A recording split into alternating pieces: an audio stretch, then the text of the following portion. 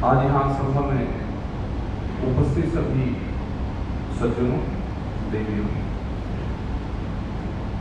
Colonel साहब के बारे में बहुत लोग जानते हैं और यहाँ पे बात बताई गई है,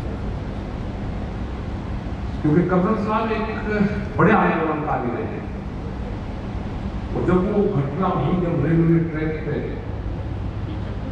बोरियां रखी थी एक तरफ, तो टिकैत साहब ने कहा भाई बड़ा हादसा हो गया तो आप वहां पर जाओगे।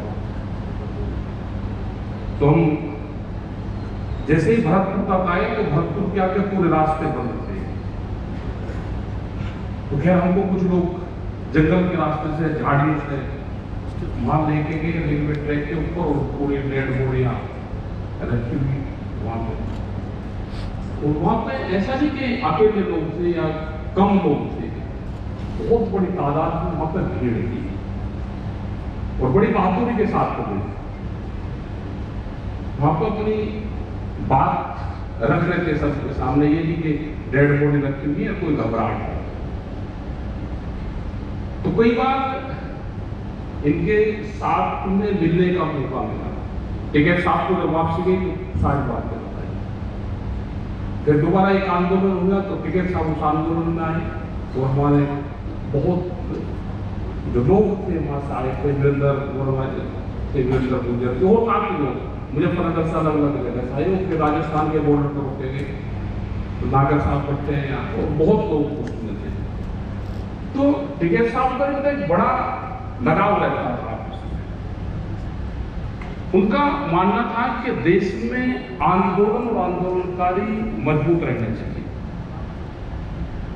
तो कर्नल साहब भी एक बड़े आंदोलनकारी थे और वो बेबाकी से अपनी बात सरकार के सामने रखते थे, उनको मनवाने का काम करते थे। आज जो उन्होंने जो ट्रस्ट बनाया है, उनके परिवार उस ट्रस्ट को चला रहे हैं, ये भी बहुत अच्छी बात है कि उनके विचार हमेशा समाज में रहने चाहिए। पुस्तकालय के माध्यम से समाज को, और ये नहीं कि एक समाज को जोड़ने की उन्होंने बात करी। जब समाज की बात आती है तो समाज का होता है कि ग्रामीण पृष्ठभूमि में रहने वाले लोग, और जो उन्होंने कल्पना की कि गांव-गांव में पुस्तकालय खुले, पुस्तक होंगी तो उससे पढ़ेगा और ज्ञान वर्धन होगा, हमारे बच्चे आगे तक जाएंगे। हम उस मिशन को आगे बढ़ाने का काम करेंगे और इसी के साथ में हमारी पूर्ण रूप से सभी की यही सच्ची श्रद्धांजलि है कि कर्नल साहब के विचारों को हम आगे बढ़ाने का काम करें। इसी के साथ में ओम शांति शांति शांति। मुझे अच्छी तरह याद है कि जब पीपल खेड़ा पाटोली नहीं, जब पीलूपुरा में आंदोलन चल रहा था और कर्नल साहब का आंदोलन को चलते हुए लगभग 15 दिन हो गए थे, तो माननीय महेंद्र टिकैत साहब पहुंचे और कर्नल साहब से फोन पे बात हुई कि कर्नल साहब मैं आ रहा हूं। साहब ने भी कहा, कर्नल साहब ने कि ठीक है चौधरी साहब आप आ जाइए। फोर्स लगी हुई थी भरतपुर के बॉर्डर पर, टिकैत साहब को रोक दिया गया।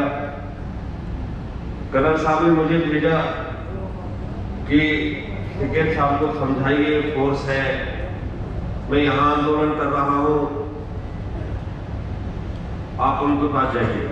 मैं गया, मैंने टिकैत साहब से कहा साहब आंदोलन चल रहा है, डेड बॉडी है, मैं मानता हूं कि आप इस दुख में आप हमारे साथ हैं। और कर्नल साहब ने कहा है कि मुझे मालूम है टिकैत साहब